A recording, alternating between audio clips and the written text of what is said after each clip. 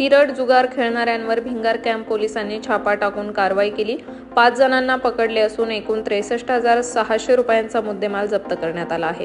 भिंगार शहरातील पाटील गल्लीतील हरबा वाड्यात ही कारवाई करण्यात आली। 5 जणांवर गुन्हा दाखल करण्यात आला आहे। प्रवीण सुनील पेंडुलकर, आकाश अरुण थोरात, तेजस रघुनाथ पाडळे, शिवा राजू सदलापूरकर, अविनाश कुमार वराडे यांच्यावर गुन्हा दाखल करण्यात आला आहे। सहाय्यक पोलीस निरीक्षक योगेश राजगुरू यांना माहिती मिळाली की भिंगार शहरातील पाटील गल्लीतील हरबा वाड्यात काही इसम पैशांवर तिरड जुगार खेळत आहेत। त्यानंतर सहाय्यक पोलीस निरीक्षक योगेश राजगुरू यांनी पोलीस उपनिरीक्षक किरण साळुंके, पोलीस अंमलदार संदीप घोडके, दीपक शिंदे, समीर शेख, अमोल आव्हाड, संदीप थोरात, कैलास शिरसाट यांच्या पथकाला कारवाई करण्यास सांगितली। पथकाने हरबा वाड्यात छापा टाकला असता सदर ठिकाणी तिरड जुगार खेळताना 5 जण मिळून आले। त्यांच्या ताब्यात 63,600 रुपयांचा मुद्देमाल मिळून आला आहे।